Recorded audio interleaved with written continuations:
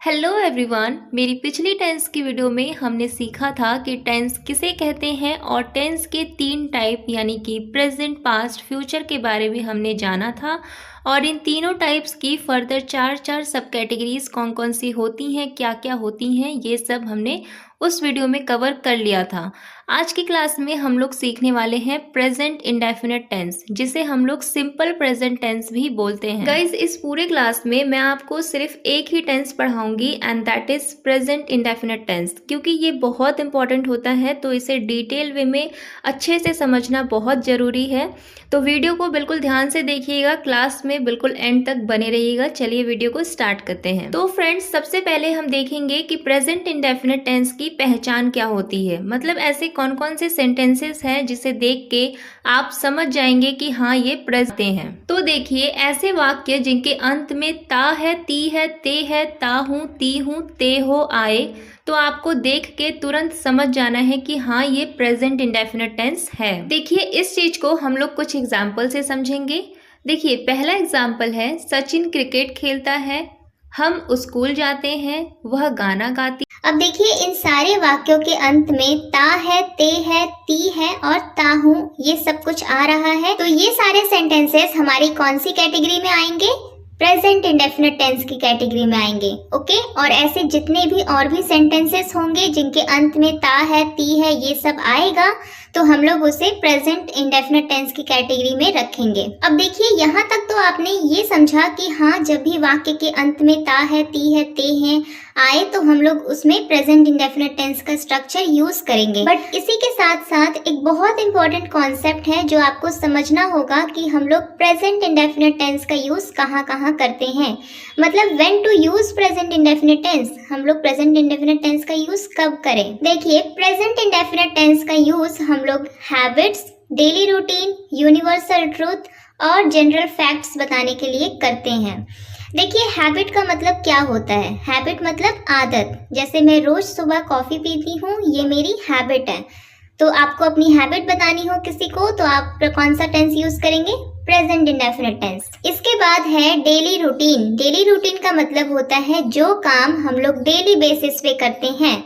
जैसे कि मैं रोज सुबह उठती हूँ, ये क्या है? ये मेरी डेली रूटीन है। आप लोग भी डेली उठते होंगे, ये आपका डेली रूटीन है। अगर कोई स्कूल जाता है डेली, तो वो उसका डेली रूटीन है। तो ये सब चीजें बताने के लिए भी हम लोग प्रेजेंट इंडेफिनिट टेंस का यूज करेंगे। इसके बाद आता है यूनिवर्सल ट्रूथ। यूनिवर्सल ट्रूथ को हिंदी में बोलते हैं सार्वभौमिक सत्य, यानी कि जो चीजें हम सभी के लिए सेम होती हैं, किसी के लिए कुछ तो किसी के लिए कुछ नहीं हो सकता है। जैसे कि सूर्य पूरब दिशा से उगता है, ये हम सभी के लिए सेम है। कोई ये नहीं बोल सकता कि सूर्य पश्चिम से उगता है या दक्षिण से उगता है, नहीं। इसके बाद आता है जनरल फैक्ट। जैसे पानी 100 डिग्री सेल्सियस पर उबलता है, तो ये क्या है? ये एक फैक्ट है। तो जितनी भी फैक्ट वाली बातें हो गई, यूनिवर्सल ट्रूथ हो गया, डेली रूटीन हो गई या फिर हैबिट्स हो गई, इन सारी चीजों को बताने के लिए हम लोग हमेशा प्रेजेंट इंडेफिनिट टेंस का यूज करेंगे। अब आगे हम लोग प्रेजेंट इंडेफिनिट के सेंटेंसेस बनाना सीखेंगे। देखिए, इस वीडियो में हम लोग 4 टाइप के सेंटेंसेस बनाना सीखेंगे।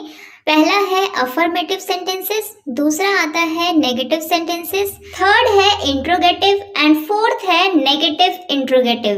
तो गाइस, सबसे पहले हम लोग देख लेते हैं अफर्मेटिव सेंटेंसेस। देखिए, अफर्मेटिव सेंटेंसेस को हिंदी में बोलते हैं सकारात्मक वाक्य, यानी कि ऐसे वाक्य जिनमें नहीं का प्रयोग नहीं होता है और ना ही इनमें हम लोग क्वेश्चन मार्क का यूज करेंगे। ओके, तो अफर्मेटिव सेंटेंसेस को बनाने का जो रूल होता है, यानी कि जो स्ट्रक्चर होता है, वो ये होता है कि आपको सबसे पहले यूज करना होता है सब्जेक्ट, फिर वर्ब की फर्स्ट फॉर्म के साथ एस या ईएस, उसके बाद आता है ऑब्जेक्ट। देखिए, ये स्ट्रक्चर इतना छोटा है, इतना सिंपल है, लेकिन यहाँ पे सबसे डिफिकल्ट पार्ट यही है कि हम एस या ईएस का यूज कहाँ पे करें और कहाँ पे नहीं करें। देखिए, जब भी आपका सब्जेक्ट ही, शी, इट या सिंगुलर सब्जेक्ट, ब्रैकेट में मैंने क्या लिखा हुआ है? वन मैंने आपकी अंडरस्टैंडिंग के लिए लिखा हुआ है। सिंगुलर का मतलब ही होता है एक, यानी कि जब भी आपका सब्जेक्ट कोई एक होगा तब आप वहाँ पे मेन वर्ब के साथ एस या ईएस का यूज करेंगे। इनके अलावा आपके जितने भी सब्जेक्ट होते हैं जैसे कि आई, वी, यू, दे या फिर जितने प्लूरल सब्जेक्ट्स होते हैं यानी कि 2 या 2 से ज्यादा, उस केस में आप वर्ब की फर्स्ट फॉर्म के साथ एस या ईएस का यूज नहीं करेंगे। अब बहुत लोग ये समझ गए होंगे कि हाँ, अगर हमारा सब्जेक्ट प्लूरल है तो हम लोगों को एस ईएस नहीं लगाना है और अगर सिंगुलर है तो एस या ईएस में से कुछ भी लगा देंगे। लेकिन आपको ये समझना बेहद जरूरी है कि आप कौन सी वर्ब के साथ एस लगाएं, कौन सी वर्ब के साथ ईएस लगाएं। तो देखिए, एस ईएस लगाने के कुछ नियम होते हैं, कुछ रूल होते हैं। वो रूल्स हम लोग इस वीडियो में आगे देखेंगे। देखिए, एस या ईएस लगाने के नियम में जो सबसे पहला नियम आता है वो ये है कि क्रिया यानी कि मेन वर्ब के आखिरी अक्षर यदि ओ, एस, एक्स, एसएच या सीएच हो तो एस के बजाय ईएस लगाएं। कैसे?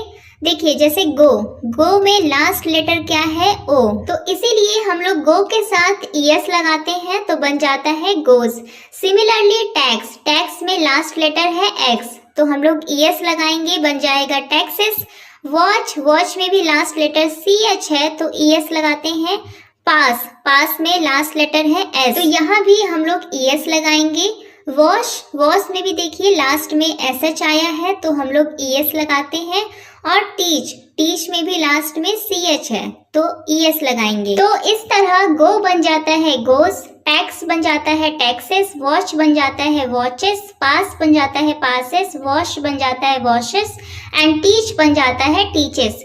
और ये सब कब होता है? जब आपका सब्जेक्ट ही, शी, इट या सिंगुलर होगा।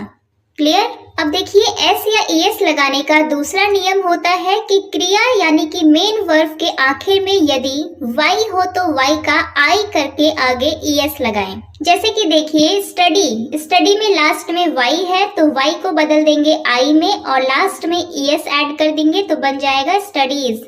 ट्राई में भी लास्ट में वाई है तो वाई को किस में बदल देंगे?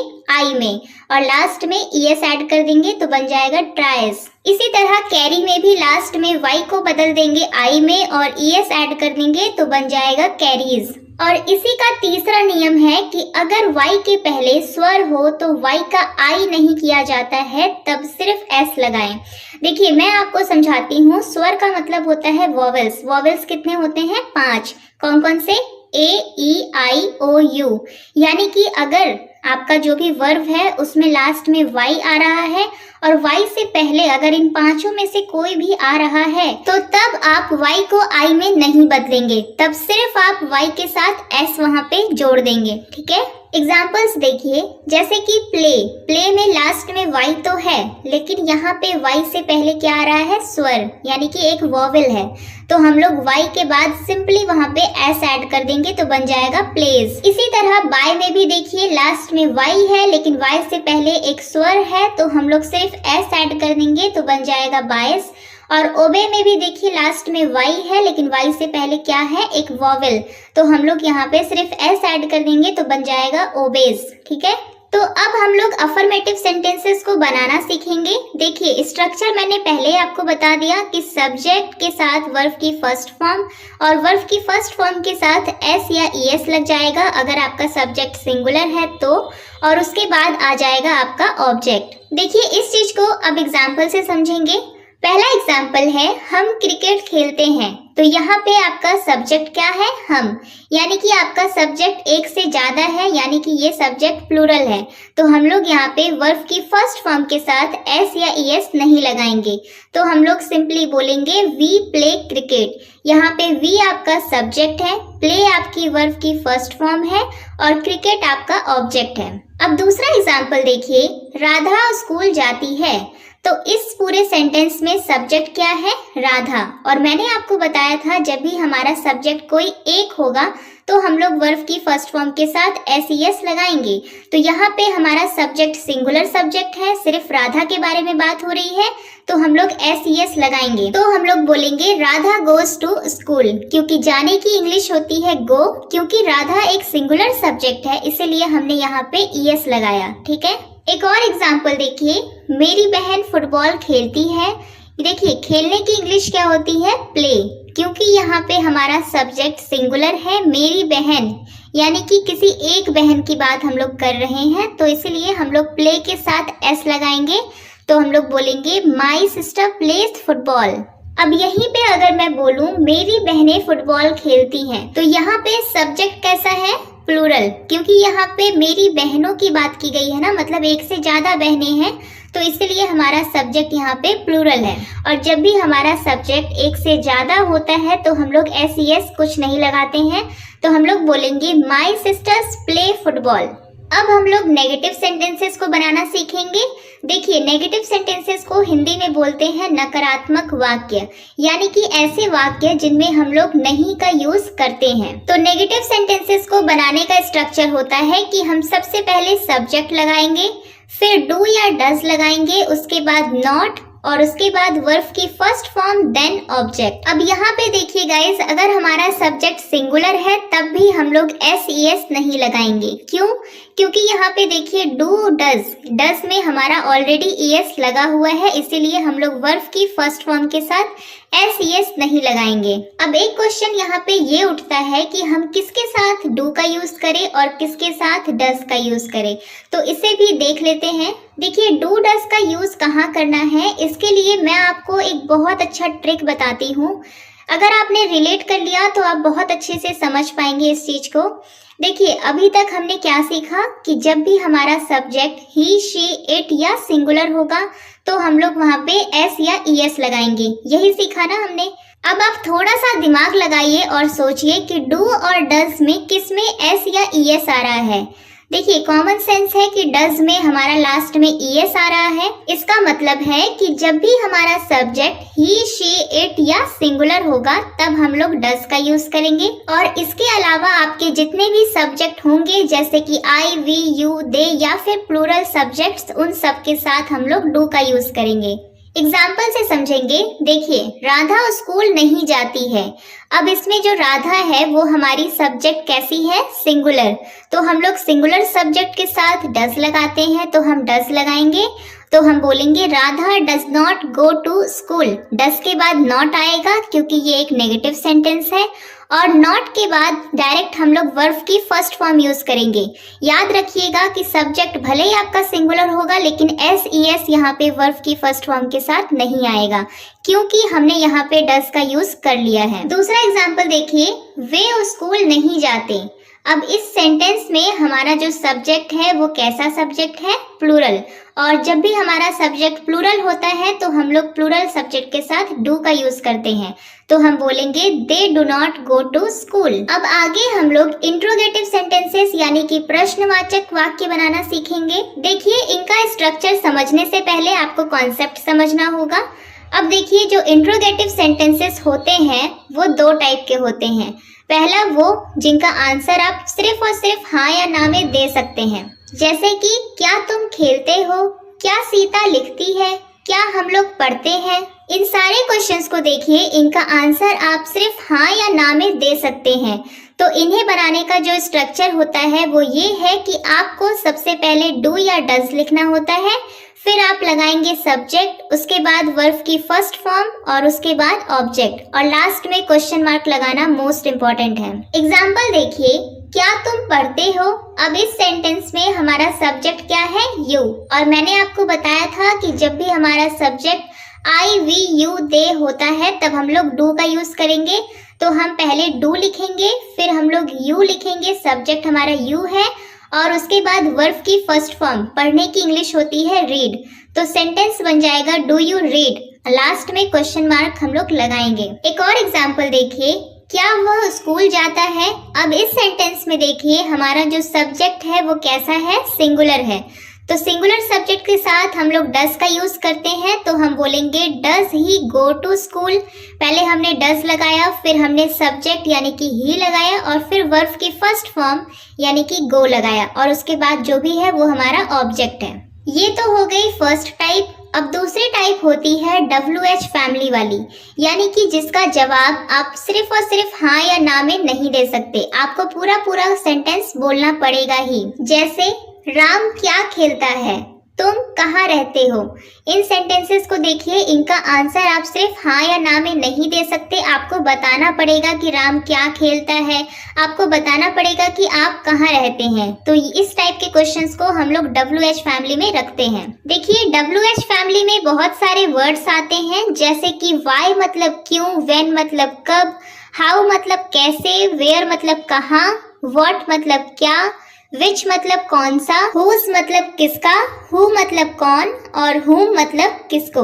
तो ये जितने भी वर्ड्स हैं ये सारे WH फैमिली के हैं। अब देखिए WH फैमिली के सेंटेंसेस को बनाने का स्ट्रक्चर क्या होता है। देखिए जो आपने डू डज में स्ट्रक्चर यूज किया उसके ठीक पहले आप वहाँ पे WH फैमिली को ऐड कर दीजिए। मतलब आपको उस वाले स्ट्रक्चर में कोई छेड़छाड़ नहीं करनी है, आपको बस आगे WH लगा देना है, तो आपका WH फैमिली का क्वेश्चन बन जाएगा। देखिए एग्जाम्पल से समझेंगे। राम क्या खेलता है, यहाँ पे देखिए जो क्या आया है इसके लिए हम लोग WH फैमिली में कौन सा वर्ड यूज करते हैं, व्हाट। तो सबसे पहले हम लोग लगाएंगे व्हाट, फिर हम लोग लिखेंगे डज। क्यों? क्योंकि यहाँ पे राम की बात हो रही है, हमारा सब्जेक्ट सिंगुलर है, इसीलिए हमने वहाँ पे डज लगाया। तो हम लोग लिखेंगे व्हाट डज राम प्ले। दूसरा एग्जाम्पल देखिए, तुम कब सोते हो। अब देखिए जो कब आया है इसके लिए हम लोग वर्ड यूज करते हैं व्हेन। तो पहले हम लोग व्हेन लिखेंगे, क्योंकि हमारा सब्जेक्ट यहाँ पे यू है और यू के साथ हम लोग डू का यूज करते हैं, तो हम डू लगाएंगे। तो हम बोलेंगे when do you sleep, when do you sleep, तुम कब सोते हो। अब हम लोग अपनी last category that is negative interrogative sentence पढ़ेंगे, यानी कि प्रश्नवाचक नकारात्मक वाक्य। ये ऐसे वाक्य होते हैं जिसमें नहीं का भी प्रयोग होता है और क्वेश्चन मार्क भी आता है। तो देखिए नेगेटिव इंट्रोगेटिव सेंटेंस को बनाने का जो स्ट्रक्चर होता है वो होता है WH family plus do does plus subject plus not plus verb की फर्स्ट फॉर्म प्लस ऑब्जेक्ट और लास्ट में क्वेश्चन मार्क। ये स्ट्रक्चर बिल्कुल वैसा ही है जो अभी अभी हम लोगों ने सीखा है इंट्रोगेटिव में, बस इसमें क्या आ गया है, सब्जेक्ट के बाद नॉट आ गया है। देखिए एग्जाम्पल से समझेंगे। क्या सचिन क्रिकेट नहीं खेलता। अब इस क्वेश्चन का आंसर हम लोग हाँ या ना में दे सकते हैं, तो इसकी स्टार्टिंग हम लोग डू डज से करेंगे, WH फैमिली यहाँ पे नहीं आएगी। अब देखिए क्योंकि सचिन एक सिंगुलर सब्जेक्ट है इसीलिए हम लोग यहाँ पे डज का यूज करेंगे। तो हम बोलेंगे does Sachin not play cricket. Sachin के बाद नॉट लगाना जरूरी है क्योंकि ये इंट्रोगेटिव प्लस नेगेटिव है, तो हम लोग बोलेंगे does Sachin not play cricket. एक और एग्जाम्पल देखिए, सचिन क्रिकेट क्यों नहीं खेलता है। अब इसमें देखिए आप इसका आंसर हाँ या ना में नहीं दे सकते, सिर्फ आपको रीजन बताना पड़ेगा, इसलिए इसकी शुरुआत हम लोग WH से करेंगे। तो हम लोग क्यों के लिए लिखेंगे वाई, क्योंकि सचिन यहाँ पे सिंगुलर है, तो सेम हम लोग लिखेंगे डज। तो बोलेंगे why does Sachin not play cricket. तो अभी तक हम लोगों ने जो भी पढ़ा है उसकी एक पूरी समरी हम लोग देख लेते हैं एक साथ, तो आपको समझने में ज्यादा आसानी होगी। एक ही सेंटेंस होगा, उसे हम लोग 6 अलग अलग तरीके से लिखेंगे, ठीक है। तो पहला सेंटेंस है रवि क्रिकेट खेलता है। रवि सिंगुलर सब्जेक्ट है तो प्ले के साथ एस लग जाएगा, तो बोलेंगे रवि प्लेज क्रिकेट। उसके बाद है रवि क्रिकेट नहीं खेलता, नेगेटिव सेंटेंस है, तो हम लोग बोलेंगे Ravi does not play cricket. Ravi के साथ डज लग जाएगा और डज के साथ नॉट लगाएंगे। इसके बाद है क्या रवि क्रिकेट खेलता है, मतलब इसका आंसर आप लोग हाँ या ना में दे सकते हैं। तो स्टार्टिंग हम लोग करेंगे डू डज से, क्योंकि रवि है सब्जेक्ट तो स्टार्टिंग करेंगे डज से, तो बोलेंगे डज रवि प्ले क्रिकेट। इसके बाद है क्या रवि क्रिकेट नहीं खेलता है, तो इसमें हम लोग रवि के बाद सिर्फ नॉट लगा देंगे, तो हम लोग बोलेंगे does Ravi not play cricket. उसके बाद है रवि क्रिकेट क्यों खेलता है, तो क्यों के लिए हम लोग यहाँ पे वाई लगाएंगे, तो बोलेंगे why does Ravi play cricket. क्योंकि रवि है इसलिए हम लोगों ने डज लगाया, तो बोलेंगे why does Ravi play cricket. और फिर लास्ट में आता है रवि क्रिकेट क्यों नहीं खेलता, मतलब ये नेगेटिव प्लस इंट्रोगेटिव है, और कौन सा नेगेटिव है जिसका आंसर आप हाँ या ना में नहीं दे सकते। तो इसके लिए हम लोग बोलेंगे why does Ravi not play cricket. Same वही स्ट्रक्चर है जो जस्ट इसके ऊपर है, बस यहाँ पे नॉट लग गया है। सो फ्रेंड्स आज की क्लास में बस इतना ही। आई होप आप लोगों को अच्छे से समझ में आया होगा, और अगर समझ में आया है तो मैं आपको 2 सेंटेंस दे रही हूँ, उसका आंसर आप मुझे कमेंट बॉक्स में करेंगे। पहला सेंटेंस है मैं एक पत्र लिखता हूँ, इसका आंसर क्या होगा वो आपको मुझे बताना है। और दूसरा सेंटेंस है वह हंसता है। तो इन दोनों क्वेश्चंस का आंसर आपको मुझे कमेंट बॉक्स में देना है। और हाँ गाइस, अगर आपको इस वीडियो से रिलेटेड कोई भी डाउट हो, कोई भी क्वेश्चन हो, तो आप मुझे कमेंट सेक्शन में पूछ सकते हैं। सो गाइस, मिलते हैं आप